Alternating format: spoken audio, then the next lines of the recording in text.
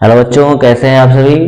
तो पिछले लेक्चर में हमने समतल दर्पण के बारे में अध्ययन किया था और समतल दर्पण में बनने वाले प्रतिबिंबों के क्या क्या गुण होते हैं, क्या क्या क्वालिटीज होती हैं, उन सब के बारे में अध्ययन किया था। तो हमने देखा था कि अगर कोई समतल दर्पण है तो समतल दर्पण जो होता है उसका सतह जो होता है बिल्कुल समतल प्लेन होता है, जिसके एक भाग को कलई कर दिया गया होता है और दूसरे भाग से प्रकाश का परावर्तन होता है। और बताया गया था कि दर्पण के मध्य बिंदु को हम लोग ध्रुव कहते हैं, ये हमारा मुख्य अक्ष है और इसका मध्य बिंदु जो है ध्रुव कहलाता है। तो अगर इस अक्ष पर हमने एक वस्तु यहां पर रख दिया ऑब्जेक्ट ओ, तो यहां से हमने किरणों को आपतित कराया था और प्रतिबिंब का निर्माण कराया था। यहां से किरण को आपतित कराया था तो ये परावर्तित हो गई थी किरणें और इनके आभासी रूप से पीछे ले जाने पर किरणों के आभासी कटान के फलस्वरूप वस्तु का प्रतिबिंब जो है आई प्राप्त हो रहा था। तो हमने देखा था प्रॉपर्टी के रूप में कुछ पार्टे पॉइंट्स हमने नोट किया था कि वस्तु जो होती है हमेशा दर्पण के सामने रखी हुई होती है। समतल दर्पण के सामने हमेशा वस्तु को रखा गया होता है और इस वस्तु का प्रतिबिंब हमेशा दर्पण के पीछे बनता है। कैसा बनता है? जो किरणें काल्पनिक रूप से मिल रही है, आभासी रूप से मिल रही है, तो प्रतिबिंब काल्पनिक रूप से बनता है। और हमने देखा था कि प्रतिबिंब जो है, वस्तु का प्रतिबिंब जो है जितने दूरी पर बनता है उतनी ही दूरी पर वस्तु स्थित होती है। मतलब दर्पण से वस्तु की दूरी और दर्पण से प्रतिबिंब की दूरी हमेशा आपस में बराबर होती है। एक और पॉइंट हमने नोट किया था कि जितनी ऊंचाई का वस्तु होगा उतनी ऊंचाई का ही प्रतिबिंब बनेगा। प्रतिबिंब हमेशा आभासी या काल्पनिक बनता है और आभासी या काल्पनिक बनेगा तो हमेशा सीधा बनता है। और एक पॉइंट और देखा था हमने कि वस्तु का जो प्रतिबिंब बनता है ना, वो पार्श्विक रूप से उल्टा होता है। मतलब वस्तु के प्रतिबिंब में पार्श्विक परिवर्तन आ जाती है। पार्श्विक परिवर्तन का मतलब क्या है? पृष्ठों में, वस्तु के जो पृष्ठ हैं, सतह है, उनमें क्या होने लगता है? बदलाव होता है। जैसे मैं कहूं कि ऐसे लिखा हुआ है, एक दर्पण है, समतल दर्पण, और इस समतल दर्पण के सामने मान लीजिए एक अक्षर हमने बना दिया ऐसे सी। ठीक, तो ये सी का जो सतह है ना, आगे वाला सतह जो है पीछे चला जाएगा, पीछे वाला सतह जो है आगे चला आ जाएगा। तो ऐसी घटना है इनको देखने को मिलती है। ऐसे प्रतिबिंब आपको दिखाई देगा। मतलब समझ में आ रहा है आपको? जैसे मान लीजिए सी को हटा दिया, कुछ और पॉइंट रख दिया, मान लीजिए यहाँ पर बी रख दिया, ऐसे तो बी जो है इधर से ऐसे दिखेगा। पार्श्विक रूप से उल्टा होने का तात्पर्य है कि वस्तु के सतह में परिवर्तन हो जाना। और इसको समझने के लिए आप आसानी से कैपिटल अक्षरों को रख के आप समझ सकते हैं। जैसे मान लीजिए ऐसे y लिखा हुआ है, यहाँ y ऐसे लिखा हुआ है, तो अब आपको यहाँ से y ऐसे दिखेगा। ठीक है, नहीं पृष्ठ देखिए, ये वाला पृष्ठ जो है इधर चला गया, इधर वाला जो पृष्ठ है इधर आ गया। मतलब पार्श्विक रूप से परिवर्तन होने लगता है। वस्तु के प्रतिबिंब में पार्श्विक परिवर्तन हो जाता है। मतलब वस्तु के पृष्ठ जो है, प्रतिबिंब के जो पृष्ठ है अगल बगल दिखाई देते हैं, मतलब उनके पृष्ठ में परिवर्तन हो जाता है। तो ये पार्श्विक रूप से प्रतिबिंब जो होते हैं उल्टे होते हैं। तो इतना जो हमने पिछले लेक्चर में हमने पढ़ चुका है, हमने याद किया है। अब देखते हैं समतल दर्पण का जो दृश्य क्षेत्र होता है, फील्ड ऑफ व्यू होता है, वो क्या होता है उसको समझते हैं। हेडिंग लगाएंगे, समतल दर्पण का दृश्य क्षेत्र, field of view of plane mirror, field of view of a plane mirror, field of view of a plane mirror. समतल दर्पण का दृश्य क्षेत्र। अब सभी प्रकार के समतल दर्पण लीजिए, उनकी एक निश्चित लंबाई होगी। चाहे कोई भी सभी समतल दर्पण लीजिएगा, उन समतल दर्पण की एक निश्चित लंबाई होती है। 5 सेंटीमीटर का हो सकता है, 1 मीटर का हो सकता है 50 सेंटीमीटर का हो। तो अलग अलग समतल दर्पण की अलग अलग लंबाई हो सकती है। अब उनके लंबाई के आधार पर ही हम लोग उनके फील्ड ऑफ व्यू यानी कि दृश्य क्षेत्र की गणना कर सकते हैं। जैसे ये हमारा एक समतल दर्पण है और मान लीजिए किसी लंबाई का है, किसी भी लंबाई का हो सकता है समतल दर्पण। तो इस समतल दर्पण से अगर हमें पता करना है कि इस समतल दर्पण का दृश्य क्षेत्र कहाँ है, तो आप आसानी से क्या करेंगे? देखिए, यहां से एक अंतिम छोर पर यहाँ किरण को आपतित कराएंगे और अंतिम छोर पर यहाँ पर भी किरण को आपतित कराया जाएगा। तो देखिए, यहाँ से प्रकाश जो है इस छोर से परावर्तित होकर इधर जाएगी और यहाँ से प्रकाश जो है आपतित कराया गया, यहाँ से मान लीजिए यहाँ से आपतित कराया, तो यहाँ से प्रकाश परावर्तित हुए कुछ इतर डायरेक्शन में जा रही है इतना, ठीक है। तो जब किसी समतल दर्पण के अंतिम छोर पर प्रकाश को आपतित कराया जाए तो वहां से प्रकाश परावर्तित होकर दूसरे डायरेक्शन में चली जाती है, क्योंकि पता है कि पृथ्वी अब चूंकि दर्पण है और समतल दर्पण में हमेशा क्या होने वाला है भाई, प्रकाश का परावर्तन होगा, अपवर्तन तो होगा नहीं। तो प्रकाश का परावर्तन कहां तक हो सकता है कि इस छोर से इस छोर तक ही हो सकता है। तो हमने दर्पण के दोनों छोरों पर क्या कर दिया, एक छोर ये है और एक छोर ये है, दोनों छोरों पर प्रकाश को आपतित कराया, इस छोर से प्रकाश का परावर्तन हुआ और एक ये छोर है, इस छोर से प्रकाश का परावर्तन हो गया। अब इसके बाहर अगर प्रकाश को आपतित कराएंगे तो सीधे निकल जाएगी, तो अंतिम छोर से निकल गया। अब देखिए परावर्तित प्रकाश की किरणें इतना दूरी तक कर दी। अब इस रेंज में अगर कोई भी वस्तु उपस्थित है, इस रेंज के अंदर कोई भी ऑब्जेक्ट रखा हुआ है, कोई भी ऑब्जेक्ट कोई भी वस्तु रखा हुआ है जो परावर्तित किरणें गुजर गई हैं, इनके अंतर्गत अगर कोई भी वस्तु है तो आसानी से उसका प्रतिबिंब दर्पण में दिखाई देगा।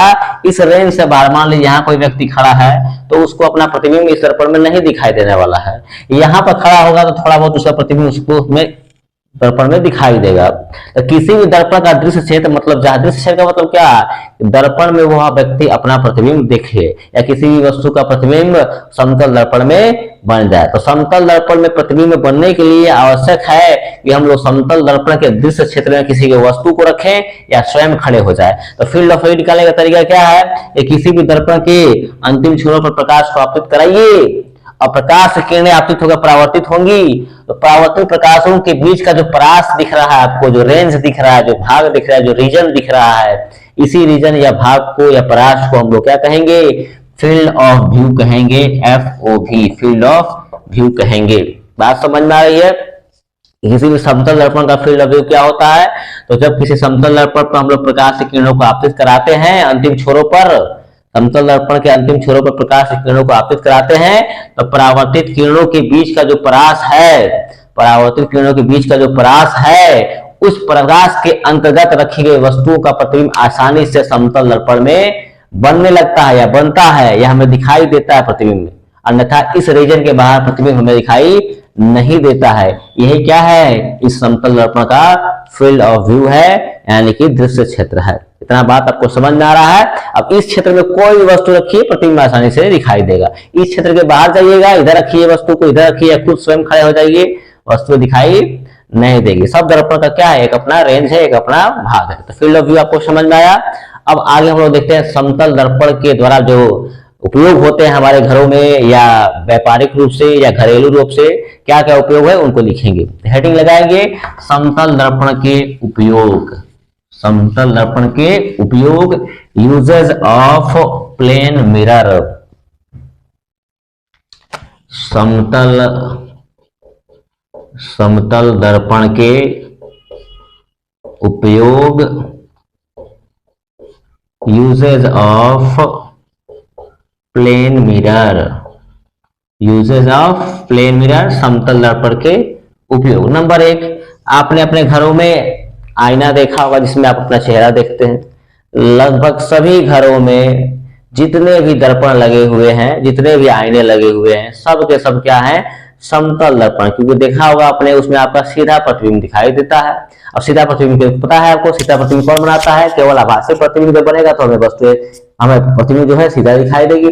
तो समतल दर्पण जो है हमारे घरों में प्राय देखा जाता है, ड्रेसिंग टेबल में या आईने के रूप में या कोई सा भी कांच का दर्पण लगा हुआ है, प्रायः समतल दर्पण का ही प्रयोग किया जाता है। क्योंकि हमारा जो प्रतिबिंब है वो बराबर आकार में दर्पण में दिखाई देता है, सीधा दिखाई देता है। हाँ, पार्श्विक रूप से परिवर्तन हो, मतलब इधर का सतह इधर दिखाई देगा दर्पण में, इधर वाला सतह इधर दिखाई देगा दर्पण में, मतलब पार्श्विक रूप से परिवर्तन होने वाला, बाकी कुछ परिवर्तन होने वाला नहीं है। जितने आकार का वस्तु है उतने ही आकार का प्रतिबिंब बनेगा।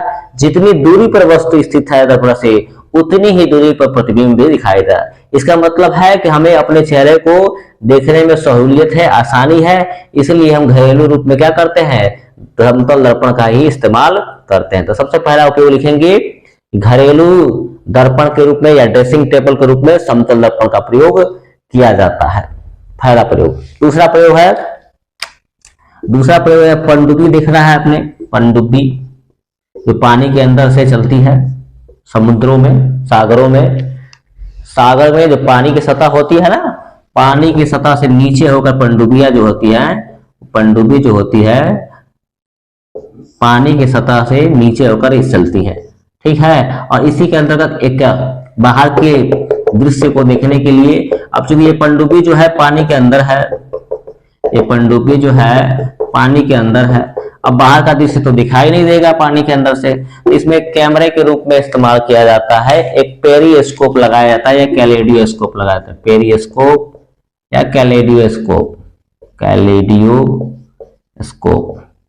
पेरिस्कोप या कैलेडियोस्कोप का प्रयोग किया जाता है। आपने देखा होगा, कभी भी आप सर्च करके देख सकते हैं इस चीज को। अब एक मूवी आई थी, उस मूवी में भी दिखाया गया है इस चीज को, गाजी अटैक नाम का मूवी था, गाजी अटैक, उसमें दिखाया गया है,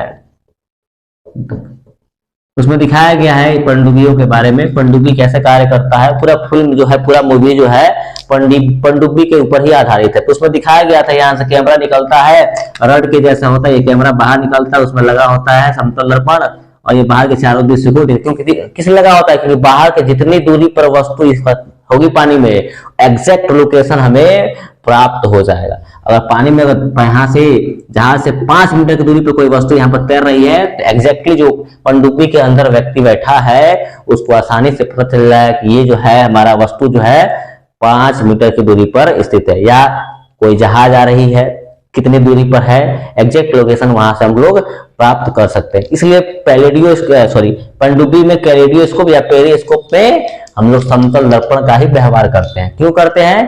ताकि जो पानी के अंदर वस्तुएं दिखाई दे, या जहाज हो या शत्रु हो या दुश्मन हो, उसको आसानी से हम लोग देख पाए और अंदाजन हम लोग निशाना लगा सकते हैं, उस पर प्रहार कर सकते हैं। तो बेसिकली सभी पनडुब्बियों में पेरिस्कोप लगा होता है या कैलेडियोस्कोप लगा होता है, और इन उपकरणों के अंतर्गत समतल दर्पण का ही व्यवहार किया जाता है। कारण हमको पता चल रहा है समतल दर्पण का व्यवहार किया जाता है, जितनी दूरी पर वस्तु होगी उतनी ही दूरी पर आसानी से हमें एग्जैक्ट लोकेशन उसका पता चल जाएगा। तो दूसरा उपयोग आपने समझा। फिर तीसरा उपयोग होता है, जैसे कुछ सड़कें ऐसी होती हैं जहां शहरों में, प्रायः ग्रामीण इलाकों में तो देखने को नहीं मिलेगा, लेकिन शहरी इलाकों में देखा होगा आपने, अंधकार युक्त क्षेत्र, कहीं कहीं अंधकार युक्त क्षेत्र होता है। सड़कें तो हैं, यहाँ से सड़कें चली आ रही हैं और यहाँ वृत्ताकार मोड़ है, लेकिन यहाँ पर क्या है? अंधकार युक्त है, अंधेरा है चारों ओर, ठीक है।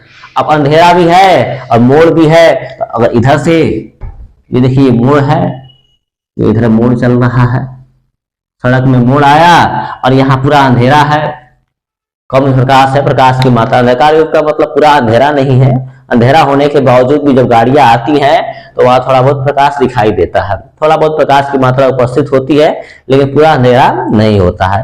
तो इधर से मान लीजिए एक बाइक वाला इधर से आ रहा है, एक बाइक वाला इधर से आ रहा है, तो इस बाइक वाले को ये दिखेगा, इस बाइक वाले को ये दिखेगा, और दोनों अगर गतिमान है, गति में है, तो हो सकता है अचानक एक दूसरे के संपर्क में आ जाएंगे, टक्कर हो जाएगा, एक्सीडेंट हो सकता है, दुर्घटना हो सकती है। तो ऐसी दुर्घटनाओं से बचने के लिए अंधकार युक्त जहां वृत्ताकार मोड़ होते हैं ना, उस मोड़ के समीप क्या लगा दिया जाता है? समतल दर्पण लगा दिया जाता है, बड़े आकार का समतल दर्पण लगा दिया जाता है। अब देखिए इधर से आ रहा है व्यक्ति, एक बाइक पर इधर से आ रहा है, उसका प्रतिबिंब भी बनेगा दर्पण में, और इधर से एक व्यक्ति आ रहा है, उसका भी प्रतिबिंब बनेगा दर्पण में। तो ये वाला इसको देख लेगा, ये वाला इसको देख लेगा, और दुर्घटना होने से बच जाएगी। समझ में आ रहा है? तो आप आसानी से समझ सकते हैं कि अंधकार युक्त वृत्ताकार जहां मोड़ होते हैं वहां पर प्रायः कहाँ देखे जाते हैं? शहरों में पाए जाते हैं, ग्रामीण इलाकों में ज्यादातर नहीं दिखते हैं ये सारी चीजें।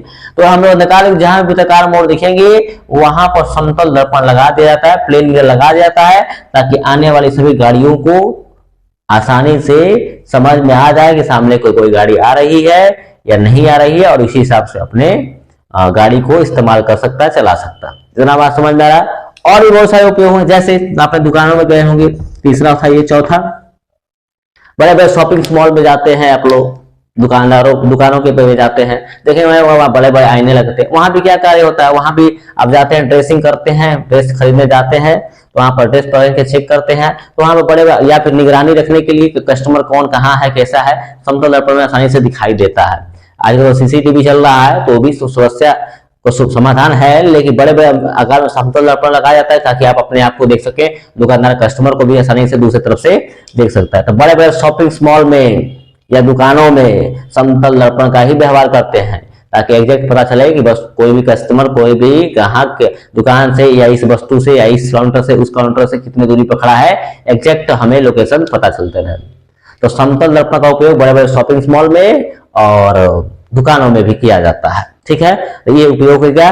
अब आगे देखते हैं, हमने समतल दर्पण के बारे में अध्ययन किया, इतना बहुत है, काफी है बोर्ड के एग्जाम के लिए। समतल दर्पण से रिलेटेड जितनी भी बातें हैं लगभग कर लिया गया। कुछ और भी स्टैंडर्ड लेवल की बातें होती हैं कि कैसे कितना कैलकुलेशन होता है, आगे हम लोग 12th में जाएंगे तो वहां पर अच्छे तरीके से, और इससे भी आगे डिटेल में समतल दर्पण में बहुत सारी गुण है। ऐसा नहीं है समतल दर्पण खत्म हो गया, समतल दर्पण बहुत विस्तृत है, बहुत ज्यादा पढ़ना होता है, लेकिन अभी चूंकि 10th का लेवल है, बहुत छोटे स्तर पर, उससे कहीं अधिक मैंने बता दिया आपको। ठीक है, तो अब पढ़ते हैं समतल दर्पण के बाद गोलीय दर्पण।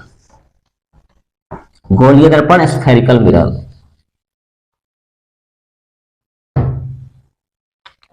गोलीय दर्पण, स्फेरिकल मिरर। गोलीय दर्पण। देखिए समतल दर्पण में क्या था, समतल दर्पण हमने एक आयताकार सिल्ली लिया था या बेलन लिया था और उसको ऊर्ध्वाधर काटा था। अभी यहाँ पर क्या है, नाम से स्पष्ट आपको गोलीय दर्पण लेना है। अब गोलीय दर्पण बनाने के लिए कांच का खोखला गोला लेना पड़ेगा आपको। जैसे बॉल होता है ना, गेंद अंदर से खाली होता है, फुटबॉल हो गया या क्रिकेट का बॉल हो गया या हॉकी का बॉल हो गया, उसमें अंदर से क्या होती है, खाली होती है। ठीक है, तो ऐसे ही क्या करना है हमको, कांच का एक गोला लेना है। क्या लेना है, कांच का खोखला गोला। कांच का खोखला गोला, खोखला मतलब समझते हैं, अंदर का भाग खाली होगा, खोखला गोला। ठीक, अब इस कांच के खोखले गोले को हमने ले लिया, इसके अंदर क्या है, कुछ भी स्पेस, सॉरी कुछ भी वस्तु यहाँ पर दिखाई नहीं देगी, मतलब पूरा का पूरा ये क्या है, खाली है। खोखला है, नाम ही स्पष्ट है आपको, खोखला। खोखला मतलब क्या है, खाली है, अंदर से खाली है, कांच का गोला है। अब कांच ले को पता है आपको परावर्तन उसे होगा, परावर्तन भी कराना है और उसमें प्रतिबिंब देखना है, तो कांच की सिल्ली को ही लेके आते हैं। ठीक है, कांच में आसानी से प्रतिबिंब हम अपना देख सकते हैं। तो यहाँ पर एक कांच का खोखला गोला है। अब इस खोखले गोले को आप क्या कर दीजिए, कट कर दीजिए। किसी तरह से भी आप कट कर सकते हैं। देखिए अब जैसे भी इसको, अब इसको मैं हटा रहा हूं, इसकी आवश्यकता मुझे नहीं है। ये कांच का खोखला गोला है, अब इसको बहुत तरीके से आप काट सकते हैं, जैसे चाहे जैसी इच्छा हो काट लीजिए। ऐसे काट सकते हैं आप, ऐसे काट सकते हैं आप, ऐसे काट सकते हैं, मतलब जैसे मन करे जैसे इच्छा हो आप काट सकते हैं। मन करे तो आप यहाँ से काट लीजिए, मन करे तो आप यहाँ से काट लीजिए, जैसे भी काट लीजिए, सब एक ही प्रकार का शेप मिलेगा। चाहे ऐसे निकले, चाहे ऐसे निकले, चाहे ऐसे निकले, चाहे ऐसे निकले, चाहे ऐसे निकले, तमाम प्रकार के शेप बना सकते हैं आप काट के, लेकिन निकलेगा तो सिर्फ एक ही प्रकार का शेप। तो जनरली मैं कुछ बातें दिखता हूँ, इतना सब काट कूट करने की आवश्यकता नहीं है। जनरली हम लोग समझने के लिए एक छोटा सा डायग्राम लेते हैं, उसको एक विधिवत तरीके से काट के और फिर हम लोग क्या करते हैं, दर्पण निकालते हैं। देखिए जैसे ये कांच का खोखला गोला है, इसको ऐसे काट दिया या ऐसे काट दिया या फिर ऐसे काट दिया या फिर ऐसे काट दिया। मैं 4 प्रकार की चीजें निकाल रहा हूँ इसमें से। ठीक है, बस ओनली 4। चाहे तो आप बहुत सारा निकाल सकते हैं, कटने के ऊपर है, जैसे आप कटिंग करेंगे वैसा कांच का पार्ट भाग मिलेगा। ठीक है, पार्ट या भाग मिलेगा। ऐसे मिला, अगर ऐसे काटते हैं आप ऊर्ध्वाधर, एक भाग ऐसा मिलेगा, ऐसे काटते हैं तो ऐसा मिलेगा, ऐसे अगर काटते हैं तो ऐसा मिलेगा, ऐसे काटते हैं तो ऐसा मिलेगा। या फिर और भी आप शोध करना चाहते हैं तो और भी बेहतरीन तरीके से काट सकते हैं, तिरछा काट सकते हैं। मैंने सब सीधा काटा, मैं सीधा काटा है। आप अगर सीधा ऐसे काट देंगे ऐसे मिल जाएगा, कैसे मिलेगा, ऐसे मिल जाएगा। तो कैसे भी देखिए सब एक ही तरह से दिख रहा है, आपको थोड़ा भी डिफरेंस नहीं दिखेगा। और हमें क्या करना है, गोलीय दर्पण पढ़ना है, तो कांच का खोखला गोला लिया और कांच के खोखले गोले को काट सकते हैं और काट के देखिए ऐसे हमने क्या कर दिया, दिखा दिया। ठीक, अब क्या करते हैं, इसको कलाई कर सकते हैं। देखिए ये तो दोनों, ये जैसा ये दिख रहा है सेम वैसे ही सारे भाग दिखाई देंगे। आप जैसे भी काट के निकालिए सब एक ही जैसा निकालेंगे, सब एक ही जैसा दिखाई देंगे। अगर इन सबको मान लीजिए, इन सब के ऊपरी भाग को मैं कलाई कर दूं, जो उभरा हुआ भाग है, दिख रहा है आपको उभरा हुआ भाग, उभरे हुए भाग को कलाई कर दूं, जितना भी चारों मिला या ये भी मिला, इसके भी उभरे भाग को कलाई कर दीजिए। तो जब गोलीय दर्पण को कट करके, चाहे कैसे भी काटिए, क्षैतिज काटिए, ऊर्ध्वाधर काटिए, तिरछा काटिए, काटने के बाद उसके उठे हुए भाग को यानी कि उभरे हुए भाग को कलाई कर दिया जाए ना, तो जो मिलने वाला दर्पण होगा उसको हम लोग कहते हैं अवतल दर्पण। गोलीय दर्पण का 2 रूप है, एक पहला अवतल दर्पण है, ये हो गया कॉनकैव मिरर, कॉनकैव मिरर। ठीक, समझ में आ रहा है?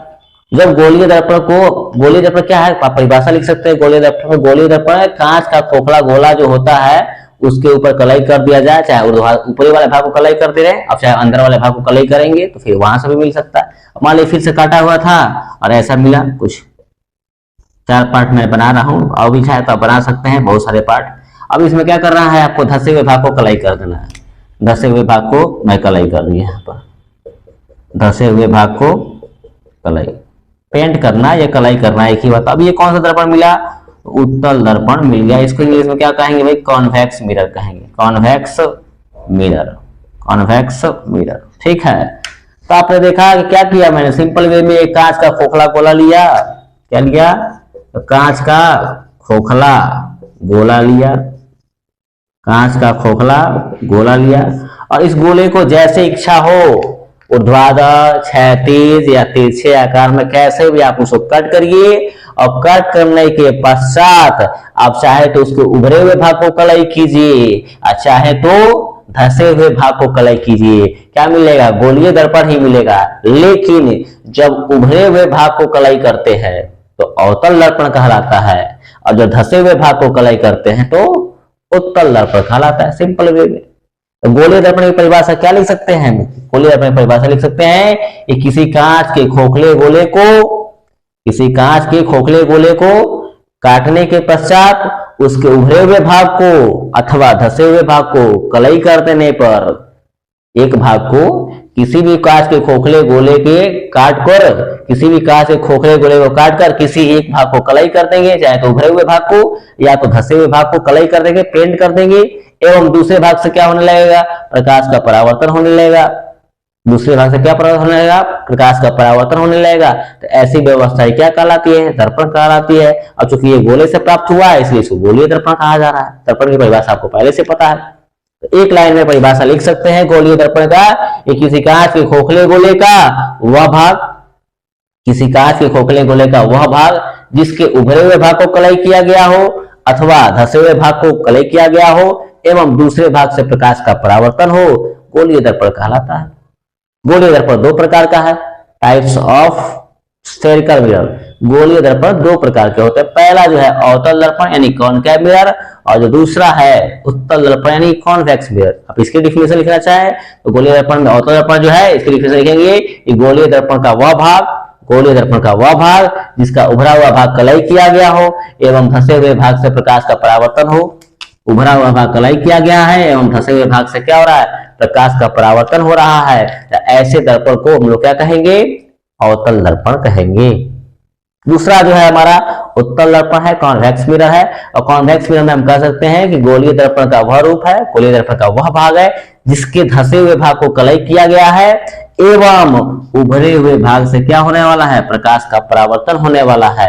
तो ऐसे दर्पण को हम लोग क्या कहेंगे, उत्तल दर्पण कहेंगे। बिल्कुल स्पष्ट है, बिल्कुल क्लैरिफिकेशन के साथ आपको पता चल रहा है कि गोलीय दर्पण जो है कांच का खोखला गोला होता है, इसको कट करके चाहे तो उभरे हुए भाग को कलई करो और चाहे तो धसे हुए भाग को कलई करो, और दूसरे भाग से प्रकाश का परावर्तन ऑटोमेटिक होने लगेगा, स्वतः होने लगेगा। तो ऐसी व्यवस्था को दर्पण कहेंगे। हाँ, जब उभरे हुए भाग को कलई करते हुए और धसे हुए भाग से प्रकाश का परावर्तन हो तो अवतल दर्पण कहलाएगा।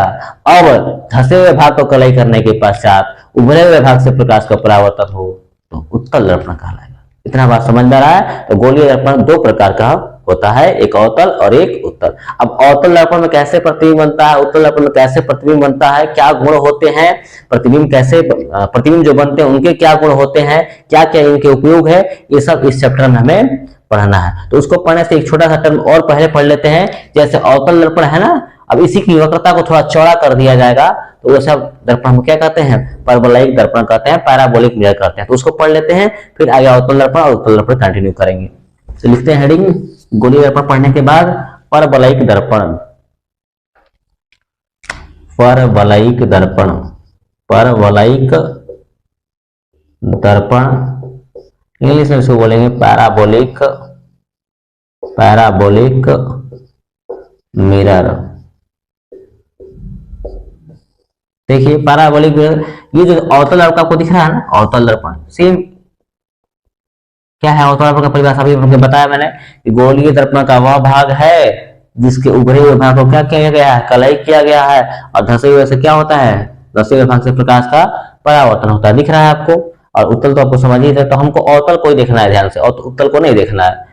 अवतल दर्पण दिख रहा है कि धसे हुए भाग से प्रकाश का परावर्तन हुआ है और उभरा हुआ भाग जो है कलई किया गया है। तो अब ये जो वक्रता है ना, देखिए ये जो है क्या है, इसकी वक्रता है, ये जो है इसकी क्या है, वक्रता। ये वक्रता जो है काफी कम दिख रही है, मतलब इसकी जो आकार है, इससे सामने वाला जो आकार है ये बहुत कम दिख रहा है, इसमें प्रकाश के संचय की मात्रा बहुत कम होती है। ठीक है, तो आप क्या करेंगे, ये जो गोलीय दर्पण जो काटने का तरीका था ना, जो गोलीय दर्पण को हमने काटा था, बहुत छोटे मात्रा में काट के ये निकाला था, इतना वाला भाग काटे। अब क्या करते हैं, थोड़ा सा दिमाग लगाते हैं और इसी गोलीय दर्पण को क्या करते हैं, थोड़ा बड़े आकार में काट के निकाल लेते हैं।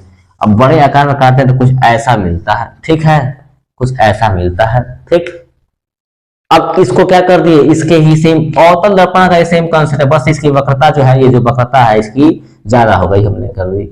देखिए हमने क्या किया, वक्रता ज्यादा कर दिया। गोलीय दर्पण का ही एक विशेष अवस्था है, अवतल दर्पण के जैसा ही सेम है, धसे हुए भाग से प्रकाश का परावर्तन होने वाला है और उभरा हुआ भाग जो है क्या किया गया है, कलई किया गया। लेकिन इसकी जो वक्रता है या अनुप्रस्थ काट जो क्षेत्रफल है वो क्या है, ज्यादा कर दिया गया। समझ में आ रहा है? तो परवलयिक दर्पण का परिभाषा आप समझ सकते हैं, दिख रहा है आपको, सेम अवतल दर्पण के जैसा ही है, बस अंतर क्या है कि इसकी वक्रता अधिक है, या यूं कहे तो अनुप्रस्थ काट इसका क्षेत्रफल ज्यादा है। कहां से प्राप्त होता है, गोलीय दर्पण से ही प्राप्त होता है। ये कहां से प्राप्त हुआ था, गोलीय दर्पण से ही प्राप्त होता है। तो आप इसका डेफिनेशन लिख सकते हैं, परवलयिक दर्पण का, गोलीय दर्पण का वह रूप जिसके वक्रता अथवा अनुप्रस्थ काट क्षेत्रफल अधिक होती है, ऐसे दर्पण को हम लोग क्या कहते हैं, परवलयिक दर्पण कहते हैं, जिसके उभरे हुए भाग को कलई किया गया होता है और धसे हुए भाग में क्या होगा, प्रकाश का परावर्तन होगा। सेम टू सेम वही कहानी है, लेकिन देखिए यहाँ से प्रकाश का आया, अपतित हुआ, परावर्तित होकर यहाँ पहुंचा, यहाँ से परावर्तित होकर हो सकता है यहाँ पहुंच जाए, मतलब कई बार परावर्तन घटना इसमें होती है और प्रकाश को आसानी से संचित किया जा सकता है इस दर्पण के अंदर, जबकि यहाँ पर ऐसा नहीं होता है। प्रकाश आया, टकराया, टकरा कर दूसरी ओर तुरंत चला जाता है, जबकि यहाँ पर स्टोर किया जा सकता है। तो परवलयिक दर्पण का उपयोग भी इसीलिए किया जाता है, याद रखेंगे, परवलयिक दर्पण का उपयोग प्रकाश को या ऊर्जा को संचित करने में भी किया जाता है। तो परवलयिक दर्पण आपको समझ में आएगा, गोलीय दर्पण का वह रूप जिसका अनुप्रस्थ काट क्षेत्रफल अधिक होता है या इसकी वक्रता अधिक होती है, उभरे हुए भाग को कलई किया जाता है और धसे हुए भाग से प्रकाश का परावर्तन होता है, ऐसे दर्पण को हम लोग परवलयिक दर्पण कहते हैं। ठीक है, अब ये का उपयोग बता दिया आपने, आपको उपयोग बताया गया कि इसका उपयोग प्रकाश को या ऊर्जा को संचित करने में भी किया जाता है। तो आगे हम लोग अवतल दर्पण और उत्तल दर्पण में प्रतिबिंब का निर्माण करेंगे। परिभाषा तो आपने देखा ही, उभरे हुए भाग को कलई किया गया है, धसे हुए भाग से प्रकाश का परावर्तन हो रहा है, धसे हुए भाग को कलई किया गया है, उभरे हुए भाग से प्रकाश का परावर्तन हो रहा है, तो ये उत्तल और ये अवतल, अपने परिभाषा देखा। अब इसके प्रतिबिंब जो इसमें है कैसे बनते हैं, कब कहां कैसा बनता है, क्या गुण है, क्या उपयोग है, इसको हम लोग अगले लेक्चर में देखेंगे। तब तक के लिए आप चैनल से जुड़े रहें, लाइक, शेयर और सब्सक्राइब कर ले ताकि आपको नोटिफिकेशंस मिलते रहें। धन्यवाद।